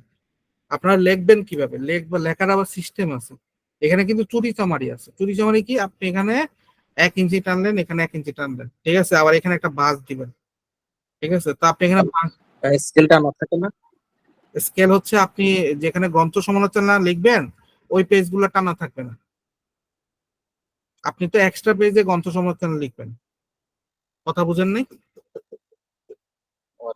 আপনার পেজ হচ্ছে 20 পেজ, আপনার 20 পেজ তো আগেই শেষ হয়ে যাবে। আপনি যখন সাহিত্য, তারপরে ভাব সম্প্রসারণ, সারাংশ এগুলো লিখবেন, তখনই 20 পেজ শেষ। তা আপনি তো নতুন পেজে যাবেন, নতুন পেজে গেলে আপনাকে স্কেল টানতে হবে। তো নিয়ম হচ্ছে হইলো যে আপনি এখানে 1 ইঞ্চি, এখানে 1 ইঞ্চি দিবেন, এখানে একটা ভাঁজ দিবেন, ঠিক আছে? আর লাস্টে হচ্ছে আপনার হাফ ইঞ্চির মতো খালি রাখবেন। আপনাকে লিখতে হবে ছিল এই জায়গাটার মধ্যে। লেখার সিস্টেম আছে। এখন এখানে কত লাইন লিখবেন? এখানে লিখবেন হচ্ছে কমপক্ষে, না আমার সময় সব পেজে টানা থাকতো না। আমাদের সময় হচ্ছে লাস্টের যে এক্সট্রা পেজ গুলো ছিল ওগুলাতে টানা থাকতো না। 45 রিটার্নে টানা ছিল এক্সট্রা পেজও মার্জিন টানা ছিল। 45 ছিল, জিশান 45 ছিল। ও আচ্ছা, আমি তো ভাই দেখিনি 140 আচ্ছা, তাহলে তো ভালো। তাহলে তো আর টানার কোনো কষ্ট নাই। তো আপনার হচ্ছে একটা বাস দিয়ে দিবেন সাইডে, ঠিক আছে? আর এখানে এই মাঝখানে লেখা ট্রাই করবেন, ঠিক আছে? এই মাঝখানে বরাবর লেখা আপনি 5-6 পেজের মধ্যে আপনি শেষ করবেন, ঠিক আছে? আর যেভাবে বললাম, যেভাবে যে ফরম্যাটটা বললাম, এই ফরম্যাটটাকে কেন্দ্র করে লিখবেন, ঠিক আছে? এই ফরম্যাটটাকে যখন কেন্দ্র করে লিখবেন, অটোমেটিকলি আপনার মনের মধ্যে মানে আপনার হাত চলতে থাকবে, ঠিক আছে? কারণ আপনি অলরেডি এই জিনিসটা করে আসছেন, আপনার হাত অটোমেটিক চলতে থাকবে। তো এখানে হচ্ছে ভয় পাওয়ার আসলে কিছু নাই। আচ্ছা, এখন আমরা একটু দেখি হচ্ছে যেটা হলো, আমরা দুটা জিনিস দেখলাম, সেটা হচ্ছে লাস্ট হচ্ছে কিছু গুরুত্বপূর্ণ গ্রন্থ দেখবো। ভাই আমার একটা কোশ্চেন আছে। বলেন। গ্রন্থ সম্পর্কে নেগেটিভ কথাবার্তা বা নেতিবাচক দিকে এগুলো কি তুলে ধরা লাগবে? নেতিবাচক লেখা আপনাদের যে গ্রন্থগুলো আপনার দিবে ওগুলাতে নেতিবাচক লেখার কোনো ওয়ে আপনি পাবেন না। প্রথম কথা হচ্ছে ওয়ে পাবেন না। 2 নম্বর হচ্ছে গ্রন্থের সম আলোচনা করবেন। তো সম আলোচনা যদি করেন, এখানে নেগেটিভ কোথায় থেকে আসবে? কথা বুঝতে পারছেন? ভাইয়া, জি। আহমদ সফর রিলেটেড মুক্তিযুদ্ধের উপন্যাস কি লেখা যায়? আহমদ সফর, যেহেতু আহমদ সফর আসলে মানে কি বলবো, আপনাকে যদি বলেন মুক্তিযুদ্ধ ভিত্তিক যে কোনো গ্রন্থ, সেক্ষেত্রে আপনি লিখতে পারেন। ওটা তো মূলত গণ অভ্যুত্থান বিষয়, ওঙ্কার, ঠিক আছে? আরেকটা আছে অলাদ চক্র। অলাদ চক্রটা মুক্তিযুদ্ধ বিষয়। তো ওটা লিখতে পারবেন। এবং ব্যতিক্রম লিখলে নাম্বার ভালো দেয়, সবসময় মাথায় রাখবেন। ব্যতিক্রম না ভাইয়া, বেসিক্যালি কাহিনীটা হচ্ছে আহমদ সফর তো জাসদ করতো, গণকণ্ঠে কাজ করতো, ওই জন্য বললাম। ওটা বিষয় না, ঠিক আছে? গ্রন্থ তো গ্রন্থই। না এটা ভাই, তো আমাকে একজন বলছিল তো মানে মানে এইসব বিবেচনা করে লিখতে হবে। শোনেন, এটা বলি আপনাকে এখন। এটা এক সময় হচ্ছে আপনার মানে পলিটিক্যাল ইস্যু অনেক কিছু ইয়ে ছিল, ইভেন ভেরিফিকেশনের সময় ইয়ে ছিল। বাট রিসেন্টলি এখন আর গভর্নমেন্ট হচ্ছে অনেক বেশি লিবারেল, যে কারো যদি হচ্ছে মানে খুব বাজে কোনো সমস্যা না থাকে সেক্ষেত্রে এগুলাতে গভর্নমেন্ট আপনার ভেরিফিকেশন আটকায় না। ঠিক আছে? সো বই তো আর বই, ঠিক আছে? আপনি আপনার যদি বলতে হলে দেখতেও আপনার লিখতে কমপক্ষে পারেন, 15টা ভেরিফিকেশন হবে, 12টা 10টা। আমার 10টা প্লাস ভেরিফিকেশন হয়েছে। আমার ভাই কয়টা সেম জানি না, আমার 10টা প্লাস ভেরিফিকেশন আছে। তো যে আমার জিনিসটা কয়টা? আমার হচ্ছে ইওনো, এসআই, এসপি, 3টা। আমার 10টা আমার আমরা তো পার্মানেন্ট আর প্রেজেন্টেটিভ মনে সেম ছিল, আমার তো আলাদা না। ক্যাম্পাস ভেরিফিকেশন করছে হয়তো, আমার জানা নাই। আমার ক্যাম্পাস Campus ভেরিফিকেশন করছে 2বার, না, স্কুল ক্যাম্পাস করছে, ক্যাম্পাস করছে 4বার। বর্তমান ঠিকানা করেন, বর্তমান ঠিকানা করেন 4বার। বর্তমান ঠিকানা করছে, বর্তমান ঠিকানা তো আসছে, তারপরে স্কুল ভেরিফিকেশন করছে, কলেজ ভেরিফিকেশন করছে, এগুলো করছে কিন্তু আমার কাছে আসে না এগুলো একটু। আমার কাছে ওটাই ফোন আসে। আসছে। যাক, এগুলো হয়েছে, সবগুলো হয়েছে। সো আপনারে এত ভয় পাওয়ার কিছু না। আর বই যে লাগবে সে আচ্ছা, এক্সেপশনাল। একটা জিনিস বলে দেই, এই যে মাহিন যে 43 না 44, মাহিন কিন্তু হচ্ছে ওই মানে 43 না 44, কোনটা আসছিল চেতনামূলক, কোনটা আসছিল জিসান, 43 না 44? 43 চেতনামূলক না 43। হ্যাঁ, 43 মাহিন কিন্তু অঙ্কার লিখছে, বুঝছেন না? যে আমি ওরে দিছিলাম যেটা পড়ে যাইছে, ওটা পড়ছে, ওইটাই লিখে দিয়ে আসছে, এবং 43 মাহিন ক্যাডার হয়েছে কিন্তু, বুঝছেন? সো এখানে ফ্যাক্টরটা না। আচ্ছা, আরেকজন মুয়াজ হোসেন জুনুন কিছু বলতে চাইলে বলতে পারেন, আসসালামু আলাইকুম ভাইয়া। ভাই একটা কোয়েশ্চেন ছিল। বলেন না। সেটা হচ্ছে ভাইয়া, ওই যে আপনি যে পেজের কথাটা বললেন না, পেজে বেসিক্যালি ধরেন একটা লাইন কয়টা বা হচ্ছে বা একটা লাইনে কয়টা শব্দ, ওরকমই কোনো রকমের বাধা মানে আছে নাকি আমার ইচ্ছা মতো? প্রথম কথা হচ্ছে আপনি বেশি বড় বড় করে লিখবেন না। একটা স্ট্যান্ডার্ড যে লেখাটা বলে, একবার ছোটও না একবার বড়ও না, মিডিয়াম টাইপের লিখবেন। ঠিক আছে, মিডিয়াম টাইপের লিখলে আপনার যতটুকু শব্দ হয় অতটুকু শব্দ লিখলে হয়। মিডিয়াম এখানে মিডিয়াম লিখলে হচ্ছে আপনার, আপনি যদি মিডিয়াম লিখেন, আমি বলে দিই, মিডিয়াম লিখলে আপনার স্ট্যান্ডার্ড হচ্ছে 20 লাইন, নিচে একটু ফাঁকা রাখতে হয়, তো 20 লাইন। ইসলাইন বুঝতে বলতে, ইসলাইন বলতে আবার ওইখানে কিন্তু সাব পয়েন্ট গুলো, সাব লাইন গুলো আসবে। আপনি গ্রন্থ পরিচয়, এটা কিন্তু এক লাইন হয়ে গেছে। মানে ঠিক আছে, প্রত্যেকটা 20টাই, মানে সোজা কথা 20টা স্পেস হবে। 20টা স্পেস হবে। ঠিক আছে, আরেকটা বিষয় হচ্ছে আপনার এই জায়গাতে ওই যে যেটা বললাম, এটা মানে কাউন্ট করে না আপনি এখানে কতটুকু লিখছেন। তবে বেশি বড় বড় লিখলে তখন আবার এটা চোখে পড়ে যায়। So, বেশি বড় বড় লেখা যাবে না। আবার ছোট লিখলে আপনার হচ্ছে নাম্বার পাবেন না, মানে আপনার টিচারের মাইন্ডে ওটা কাজ করে না যে বেশি আবার লিখতে, মানে বুঝেও না অনেক সময়। তো বেশি ছোট আবার লিখতে যাবে না শব্দগুলো। বুঝতে পারছি অনেকে ভাইয়া, আছে থ্যাংক ইউ। মানে খুব ছোট ছোট লিখে একবারে গ্রন্থ এইভাবে লিখে, হ্যাঁ এটা বুঝা যায় না লেখা, এরকম লেখা যাবে না। হ্যাঁ, আর কারো কোনো ভাই প্রশ্ন? ভাই, আসসালামু আলাইকুম। আমার একটা কোশ্চেন ছিল ভাই। জি বলেন। ভাইয়া, সারা জীবন তো অনেক ফাঁকি মেরেছি, এজন্য মানে ছোট গল্প, উপন্যাস, প্রবন্ধ এগুলো কিছুই পড়ি নাই। এখন আমি বলতে চাচ্ছি যে এই অল্প সময়ে বাক্যের মধ্যে যে একটা সৌন্দর্য, মানে শব্দের সৌন্দর্য বা একটা একটা সৌন্দর্য থাকে, ওইটা বৃদ্ধি করবো কিভাবে? শব্দের সৌন্দর্য মানে অলংকার বাক্যের মধ্যে আর কি, জি বাক্যের মধ্যে আর কি। ধরেন উজ্জীবিতর জায়গায় এই আমি তো লেখাটা এই নর্মালি দিব লেখাটা আলো। ভালো করে জি, পড়বেন। এই যে এই জি। লেখাটাকে যখন দিব এটা একটু ভালো করে মুখস্থ করবেন দরকার হলে। এখানে লেখাগুলো হচ্ছে অনেকটা গম্ভীর টাইপের লেখা লেখছে। ঠিক আছে, একটু যদি পড়েন, আমি যদি একটু দেই, মানে একটা লাইন দেখি।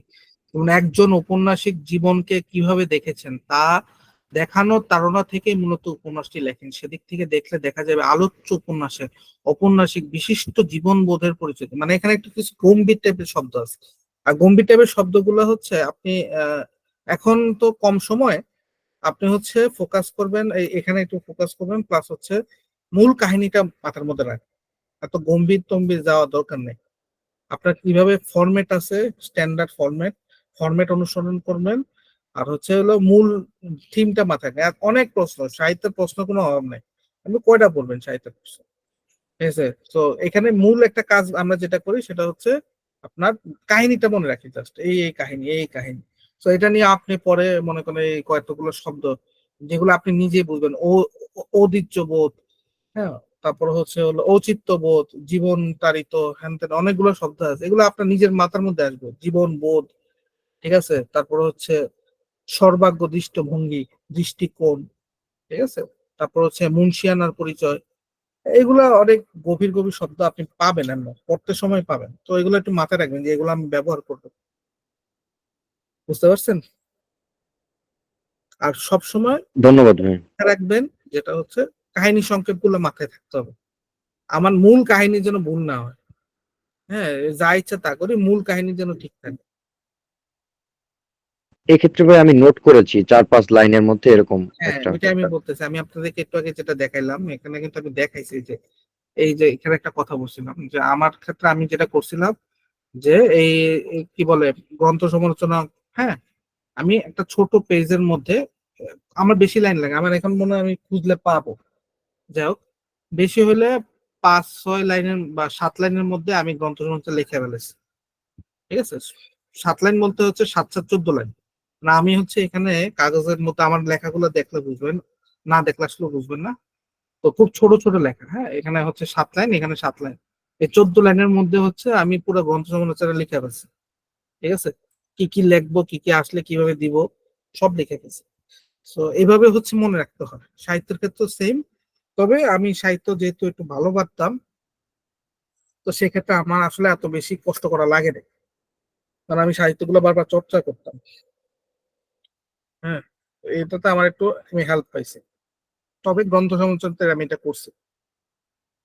হ্যাঁ, ভাই ভাই সংক্ষেপে যদি একটু বলতেন যে ভালো করার উপায়টা আর কি, আমি খুব আপনাদের ভালো একটা করার।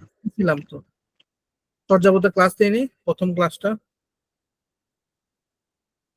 আপনি মিস করছেন। জি ভাই, প্রথম ক্লাস আমি মিস করেছি আপনার। আপনি একটু রেকর্ডটা দেখেন, রেকর্ডটা দেখলেই হবে। প্রথম ক্লাসের মধ্যে কিভাবে ভালো করবেন পুরাটাই লিখে লিখে দেওয়া আছে। একবার আমি কিভাবে কি ফরম্যাটে কি লিখবেন, একটা ওটা তো ফরম্যাট। ভাই, হ্যাঁ ওই ক্লাসটা করেছি ভাই, ওটা তো আপনি কিন্তু আপনি যখন পড়ার সময় শুরু করছেন তখন তো 3-4টা বই একসাথে ফলো করতেন, এটাও বলেছিলেন। কিন্তু এখন তো এত বই ফলো করার সময় নেই ভাই। জি। এখন কথাটা হচ্ছে যেহেতু সময় নাই, তাহলে সেক্ষেত্রে কি করবেন, ফরম্যাট তো ফরম্যাটই। ফরম্যাট বলছি হচ্ছে আপনার প্রথম প্যারা, দ্বিতীয় প্যারা, তৃতীয় প্যারা। ঠিক আছে, তথ্যসূত্র, 4টা জিনিস।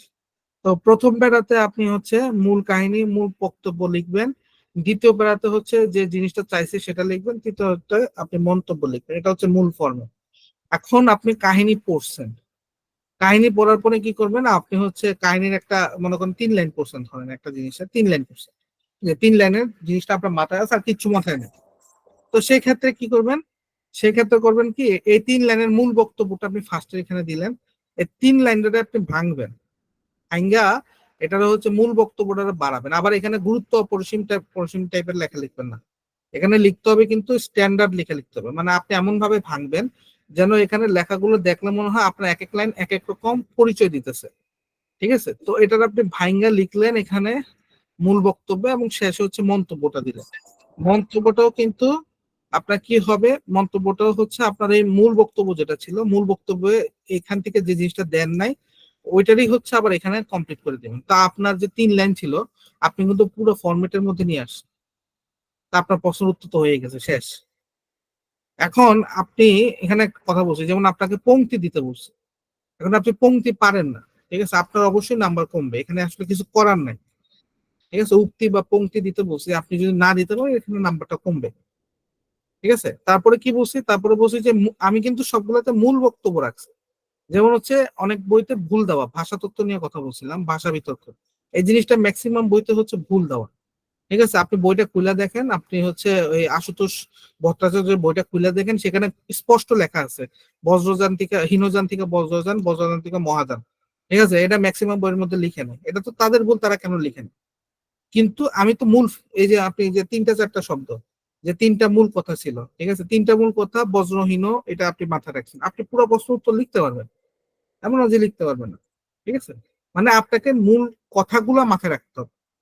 মূল কথা 3 লাইনে হইতে পারে, 4 লাইনে হইতে পারে, এটা মাথায় থাকতে হবে। যদি এটা থাকে আপনি প্রশ্ন যেমনি দেখ আপনি উত্তর লিখতে পারবেন। আর পংক্তি দিতে পারলে, আর একটা পংক্তির একটা শর্টকাট দেখেছিলাম যে যে পংক্তি যদি এটা রিলেটেড হয় তাহলে তো দিলেন ভিতরে, আর যদি রিলেটেড না হয় তাহলে হচ্ছে ভূমিকা বা মন্তব্যের মধ্যে দিয়ে দিলেন। ঠিক আছে, মন্তব্যের মধ্যে পংক্তিটা দিয়ে দিলেন, যেমন হচ্ছে কাহাতর উপর পঞ্চমী ডালের কথা বলছিলাম। তো এখন আপনি মনে করেন এটা ঢুকাইতে পারতেছেন না কোনোভাবে, আবার এটা জোর করে ঢুকাবেন না, যেটার সাথে যেটা যায় না ওটা আবার জোর করে ঢুকাতে যাবেন না। মূল বক্তব্যে সবসময় মূল বক্তব্য রিলেটেড পংক্তি দিতে হবে। তো পংক্তি তাহলে অন্য রিলেটেড হলে কোথায় দিবেন, উপরে দিবেন নাহলে নিচে দিবেন। ঠিক আছে, উপরে বা নিচে দিলে তখন হচ্ছে আপনার এটা কি বলে, আপনি ওটারে ওভাবে নিয়ে এসে দিতে পারবেন। ঠিক আছে, কবি এই জন্য এভাবে বলছিল একটা জায়গায়, বা কবি হচ্ছে এইটারই ধারণা নিয়ে সে লেখছে, অথবা কবির বা লাস্টে কবির মতে আমি বলতে চাই কবির চিন্তা ভাবনা আমি বলতে চাই যে এই পংক্তিটা তখন দিলেন, ঠিক আছে, অথবা শুরুতেই যখন দিবেন পংক্তিটা দেওয়ার পরে তারপর লেখা শুরু করলেন, যেটা হচ্ছে আমরা অনেকটা ওই যে ফোকাস রাইটিং এর সময় বা রচনার সময় এরকম লিখি, ঠিক আছে, ওইভাবে করা যায়। তো এগুলো কিছু মানে শর্টকাট বুদ্ধি আছে, একটা ওই যে কুটিল বুদ্ধি যেটা বলে, এটা আপনার নিজের মধ্যে থাকতে হবে, বুঝতে পারছেন? জি ভাই, বুঝতে পেরেছি। ধন্যবাদ ভাই, ধন্যবাদ। আচ্ছা, আর কারো কোনো প্রশ্ন? আচ্ছা, আমি যেটা বলতে চাচ্ছিলাম সেটা হচ্ছে এখানে কিছু গুরুত্বপূর্ণ বই আছে, মূলত হচ্ছে মুক্তিযুদ্ধ, ভাষা আন্দোলন কেন্দ্রিক, ইতিহাস ভিত্তিক, এই তিনটা হচ্ছে মূল। আর এখন যেহেতু লেখক নির্ভর শুরু করছে, আপনারা যে সাহিত্য পড়তেছেন প্রত্যেক সাহিত্য থেকে কিন্তু, প্রত্যেক রাইটার থেকে কিন্তু একটা না একটা বই পড়তেছেন। তো যে বইটা পড়বেন সেই বইটার একটু ডিটেলস পড়বেন। মনে করেন যেটা আপনি যেমন হচ্ছে একটু আগে বললাম আখতারুজ্জামান ইলিয়াসের জাল স্বপ্ন, স্বপ্নের জাল, এটা কিন্তু মাস্ট পড়তে হবে, এটা পরীক্ষাতে আসছে, সাহিত্য বিশেষ আসছে, এই জন্য পড়তে হবে আপনাকে। আর হচ্ছে আপনার চিলেকোঠার সেবা আপনি পড়েন, ধরেন আপনি চিলেকোঠার সেবা পড়েন নাই, জাল স্বপ্ন, স্বপ্নের জাল তো পড়লেন, এটারই হচ্ছে এমন ভাবে পড়বেন যেন যদি বলে আখতারুজ্জামান ইলিয়াসের যে কোনো একটা গ্রন্থের পরিচয় দেন, আপনি ওটারই সুন্দরভাবে গুছিয়ে লিখবেন যে মুক্তিযুদ্ধ ভিত্তিক, মানে এখানে তিনটা সময়কালের কথা বলা হয়েছে, মুক্তিযুদ্ধ আগের, মধ্যকাল, পরবর্তী সময়, ঠিক আছে, তারপরে আগে কি হয়েছে, ঠিক আছে, তারপরে চিন্তা ভাবনা, তারা এটা কিন্তু একটা স্বপ্নের মধ্যে ছিল, ঠিক আছে, স্বপ্ন দেখতেছিল এরকম টাইপের, তো ওই ওখানে কি দেখলো, পরবর্তীতে কি হয়েছে, শেষে কি হয়েছে, এটা বিশ্লেষণ করবেন ওভাবে। মানে পড়ার সময় কিছু কিছু এক্সট্রা শব্দ যেটা দিয়ে এটাকে বিশ্লেষণ করা যায়, এটাকে আলাদা করে রাখবেন, ঠিক আছে, তাহলে কিন্তু আপনার একসাথে দুইটা কাজ হয়ে যেতেছে, ঠিক আছে।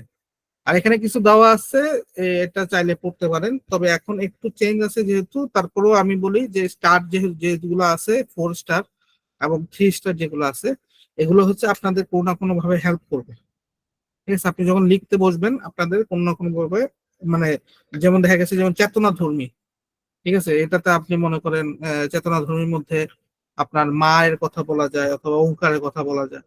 তারপরে একটা আছে বাঙালির ইতিহাস ভিত্তিক, ঠিক আছে, যেমন বাঙালির ইতিহাস, এটা পড়া থাকে, ইতিহাস ভিত্তিক যে কোনো বইয়ের, যে কোনো একটা বইয়ের লিখেন, তখন আপনি বাঙালির ইতিহাস লিখে দিতে পারেন। সো এই জন্য হচ্ছে যে স্টার গুলো দেওয়া হচ্ছে 4 স্টার, 3 স্টার, এগুলো হচ্ছে পড়া ট্রাই করবেন, তাহলে হচ্ছে মনে করেন আপনি সেফ থাকতে পারবেন, বুঝা গেছে? আর কারো কোনো যদি প্রশ্ন থাকে করতে পারেন, নাহলে এখানে ক্লাসটা শেষ করে দেবো। ভাই আমরা প্রিলিতে যেমন প্রায় প্রচুর সাহিত্যিক পড়ছি, রিটেনে কি এত সাহিত্যিককে ডিটেলস পড়া লাগবে? না না, এত সাহিত্যিকের ডিটেলস করতে হবে না। আপনার এখানে সাহিত্যিকটা নির্দিষ্ট, নির্দিষ্ট বলতে আপনার, আপনি আপনার যদি 10টা প্রশ্ন হয় আপনি এখানে কমন পাবেন 7টা থেকে 8টা, আর 5টা প্রশ্ন হলে সেখানে কমন পাবেন হচ্ছে 3টা থেকে 4টা। কখনোই আপনি 5টা কমন ফেলাতে পারবেন না। দেখা যদি পরে এটা হচ্ছে আপনার ভাগ্য ভালো, বা টিচার ভালো পড়াইছে সে হচ্ছে, বা ভাগ্য ভালো এই জন্য আপনার 5টা কমন, বাট নর্মালি 3টা থেকে 4টা কমন পড়ে, ঠিক আছে। আর একটা যেটা থাকে বা ওখানে যে দুইটাটা থাকে সেটা হচ্ছে একটু বানায়া বা ওইটা চিন্তা করে লিখতে হয়, বা অনেক সময় দেখা যায় কি আপনি এটা প্রিলিতে কোনো না কোনো ভাবে এটা রিলেট করতে পারছেন, যেমন কর্ণফুলী, ঠিক আছে, কর্ণফুলী জিনিসটা প্রিলিতে আপনি পড়ছেন, মানে শব্দটা জানেন তো, কর্ণফুলী কি নিয়ে লেখা বলেন তো দেখি? উপজাতিদের আমাদের উপজাতিদের ক্ষুদ্র হ্যাঁ, জাতিসত্ত্ব, ক্ষুদ্র ক্ষুদ্র জাতি, জাতিসত্ত্ব। তাহলে আপনি এখানে কাহিনীটা ওই ক্ষুদ্রখানে মানে লেখার মধ্যে ক্ষুদ্র জাতিসত্তা আনবেন খালি, আপনি তো জানেন না যে এখানে মানে কাহিনী মূল বক্তব্য মনে করেন লিখতে বসে, তখন আপনি কি করবেন, ওই পিলি থেকে একটু হেল্প পেয়েছেন ওটা দিয়েই আপনাকে কভার করতে হবে, ওই এক্সট্রা যে প্রশ্নটা থাকে, ঠিক আছে, এই জিনিসটা হচ্ছে হয় আর কি। আর কারো কোনো প্রশ্ন? জি ভাই, আমার একটা প্রশ্ন ছিল। আহ প্রথমে শুরুতে তারেক মঞ্জুর স্যারের যে ফরম্যাটটা দিয়েছে ওই ফরম্যাট অনুযায়ী যেহেতু প্রথম দ্বিতীয় পরিচ্ছেদে কিছু লেখকের জীবনী নিয়ে বা লেখকের পুরস্কার নিয়ে লিখতে বলছে, সেখানে বিভিন্ন লেখক নিয়ে এটা রেডি করলাম। কিন্তু যে ভাই এখন যেভাবে সাজেশনটা দিলেন, এই সাজেশন অনুযায়ী যখন কোনো একটা বই বা কোনো একটা ইউনিক উপন্যাস যখন সেটা সারসংক্ষেপ লিখতে পারবো, তাহলে সেটা মানে সে লিখবো কিভাবে? কারণ এখন প্রতিটা বই কি টপ টু বটম পড়বো, নাকি আমি কি আপনার বলছি ইন্টারনেট আপনাকে থেকে? প্রত্যেকটা বই পড়তে? প্রত্যেকটা বই তো পড়তে বলে নেই। আপনার প্রশ্ন আসবে কোথেকে? প্রশ্ন আসবে হচ্ছে মানে কি বলে আপনারা, কি বললাম এতক্ষণ, আপনি তো কথাই বুঝেন না ঠিক মতো। আবার আবার একটু বলি, সেটা হচ্ছে আপনাকে ফার্স্টে দেখাইছি যে কি কি আসছে আগে, ঠিক আছে, যে এখানে ইতিহাস ভিত্তিক, মুক্তিযুদ্ধ ভিত্তিক, ভাষা আন্দোলন ভিত্তিক বই আসছে। তা আপনি হচ্ছে এখান থেকে মনে করেন একটা একটা মনে করেন উপন্যাস একটা, নাটক একটা, ঠিক আছে, তারপর হচ্ছে আপনার উপন্যাস একটা, নাটক একটা, আর হচ্ছে গ্রন্থ একটা পড়লেন প্রত্যেকটার মধ্যে, তাহলে হচ্ছে তিন তিরিকা 9টা হয়ে গেল, ঠিক আছে। তারপর হচ্ছে বঙ্গবন্ধু 3টা, 12টা হয়ে গেল। এগুলো আপনাকে মাস্ট পড়তে হবে। তারপরে হচ্ছে আপনি যে বইগুলো পড়তেছেন, হ্যাঁ, কি বলে বলে মনে করেন সাহিত্য সমাজ যেসব লেখাগুলো, সাহিত্যে যেসব রাইটার গুলো ইম্পর্টেন্ট গ্রন্থ সমালোচনার জন্য, আমি মনে করি এটাই যথেষ্ট। সাহিত্যের জন্য ওয়ালিউল্লাহ, তারপর হচ্ছে মানিক বন্দ্যোপাধ্যায়, ঠিক আছে, মানিক বন্দ্যোপাধ্যায়, তারপর হচ্ছে যে আখতারুজ্জামান ইলিয়াস, শওকত ওসমান, আরেকটা জানি কি বলে, বিভূতিভূষণ বন্দ্যোপাধ্যায়, ঠিক আছে, মানে এগুলো হচ্ছে উত্তর আধুনিকের ক্ষেত্রে বলতেছে। এটা কিন্তু খুব ইম্পর্টেন্ট। বিভূতিভূষণ বন্দ্যোপাধ্যায়ের পথের পাঁচালী, এটা যে কতবার পরীক্ষা আসছে, ঠিক আছে, এটা বলার অপেক্ষা রাখে না, এটা আপনার দেখছেন অলরেডি। সো আপনি এখন বিভূতিভূষণের, আপনি পথের পাঁচালীটা পড়ে ফেলেন না, এখন যদি দেয় বিভূতিভূষণ রচিত যে কোনো একটা গ্রন্থের সমালোচনা, তো তখন আপনি তো পথের পাঁচালীটার আপনি অলরেডি জানেন, 3টা পর্বে 3টা জিনিস আপনি জানেন, তো আপনি লেখা দিবেন, শেষ, কমপ্লিট লেখা। কথা বলছেন, আপনাকে ফরম্যাট রেডি করে যা সাহিত্য যেখানে যা পড়ছেন, মানে এটা হচ্ছে বিভিন্ন লেখকের ক্ষেত্রে, সাহিত্যতে যা পড়ছেন ওটারে ইমপ্লিমেন্ট করবেন, তাহলে হয়ে গেছে। আর যেটা বললাম এক্সট্রা যেটা, সেটা হচ্ছে এই যে মুক্তিযুদ্ধ, ভাষা, বাংলা ইতিহাস বা বাংলা, এগুলা এগুলো হচ্ছে 3 3 9, আর হইলো আপনার কি বলে বঙ্গবন্ধুর 3টা, 12টা, এই 12টা তো আপনাকে পড়তে হবে মাস্ট, এখানে বাদ দেওয়ার কিছু নাই। তো এইগুলো আপনি, আপনার যদি 2 দিনও সময় থাকে 12টা পড়তে হবে, 2 ঘন্টা সময় থাকলে 12টা পড়তে হবে, ঠিক আছে। আর যদি 50 দিনও থাকে 12টা পড়তে হবে। এটা সময়ের সাথে কোনো রিলেশন নেই, এটা পড়তেই হবে আপনার।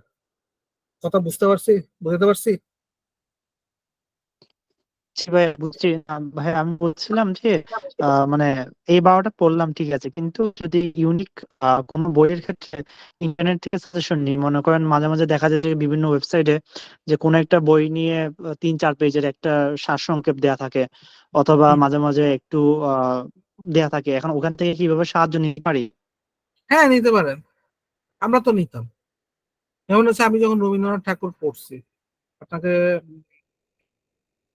রবীন্দ্রনাথ ঠাকুরের শীতটা জানি কোথায়, একটা মিনিট দাঁড়ান, ওয়েট করেন, একটা মিনিট ওয়েট করেন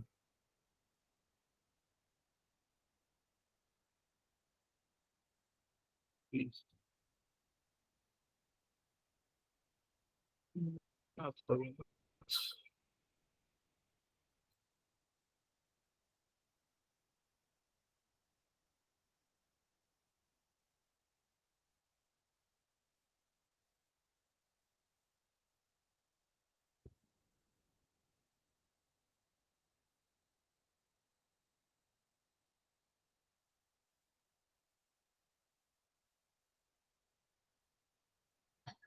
এই যে দেখেন রবীন্দ্রনাথের শীত, ঠিক আছে, রবীন্দ্রনাথের শীতের এখানে নাম্বারটা দেখেন, এখানে কয় পাতা লেখা আছে দেখেন তো নিচে, এখানে কত লেখা, 70, বুঝা গেছে। আচ্ছা, 70 পেজে রবীন্দ্রনাথ ঠাকুর জীবনে পড়ছেন? আমার হিসাবে তো পড়েন নাই কোথাও। আচ্ছা যাই হোক, এখন দেখেন যেটা দেখাতে চাচ্ছি সেটা দেখেন। যেমন হচ্ছে ছোট গল্প, ঠিক আছে, ছোট গল্পে দেখেন সমাপ্তি, সমাপ্তির মধ্যে চরিত্র দেখেন মৃন্ময়ী অপূর্ব, ঠিক আছে, কাহিনী সংক্ষেপ কলকাতা থেকে, এই এখানে খুব শর্টকাটের মধ্যে আমি কি করছি, কাহিনী সংক্ষেপটা নিয়ে আসছি। আপনাকে এই কাজটাই করতে হবে, ঠিক আছে, যে কাহিনী সংক্ষেপটা পড়লাম, চরিত্র এটা, কাহিনী সংক্ষেপ এটা, বাস শেষ। ঠিক আছে, আপনার রিটেনের সময়, রিটেন সাহিত্যের ক্ষেত্রে সেম, অথবা জীবন ও মৃত, ঠিক আছে, কি হয়েছে, চরিত্র এটা, কাহিনী সংক্ষেপ এটা, ঠিক আছে, আপনি জাস্ট এই কাহিনী সংক্ষেপটা এখানে লেখা আছে, কাহিনী সংখ্যাটা পড়লেন, চরিত্র বললেন, কাজ শেষ। আপনার আর জীবন মুক্তি দরকার নেই, আর এক্সট্রা কিছু দরকারই নেই আপনার। এভাবে হচ্ছে কাজ করতে হবে।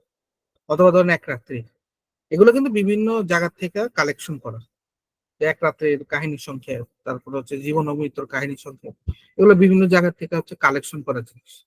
তো যে জিনিসটা বললাম কালেকশন করতে কোনো সমস্যা নেই, এবং এমন না যে কালেকশন গুলা ভুল লেখে, তারা আসলে পড়েই লিখে, বরং হচ্ছে যারা হচ্ছে এখনকার বই গুলা লিখছে, তারা হচ্ছে না জানি না বই লিখছে, ঠিক আছে, ম্যাক্সিমাম হচ্ছে আলতু ফালতু বই লিখছে বাজারের মধ্যে, ঠিক আছে, এরা হচ্ছে জানে না, প্রশ্ন একরকম উত্তর দিছে আরেক রকম, ঠিক আছে? আর আপনি তো প্রশ্নের উত্তরটা নিজের মতো করে বানাবেন, ঠিক আছে? যেমন আপনি যখন ইন্টারনেট থেকে দেখবেন, দেখার পরে আপনার ফার্স্টে মনে হবে যে এই প্রশ্নের উত্তরে আসলে কি কি দেওয়া উচিত, ঠিক আছে? এই প্রশ্নের উত্তরে চরিত্র দেওয়া উচিত, মূল বক্তব্য থাকা, সরি কাহিনী সংক্ষেপ এক লাইন থাকা উচিত, তারপর এটা সার্থকতা এভাবে করা উচিত। আপনার কিন্তু মাথায় ফরম্যাট আছে, ঠিক আছে? আপনি জাস্ট ওখান থেকে হেল্পটা নেবেন, এখানে এটা জিনিসটা পূরণ করতে হেল্প করবে।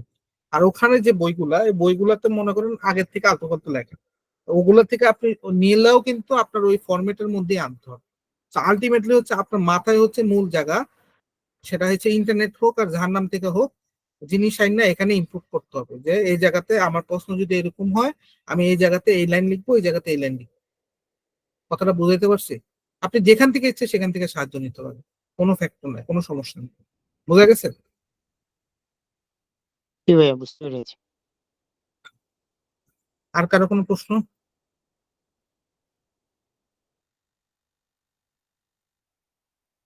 তাহলে আমি তাহলে আজকে রাখি, হ্যাঁ 12টা বাজে। আচ্ছা থাকো, ওকে, আল্লাহ হাফেজ।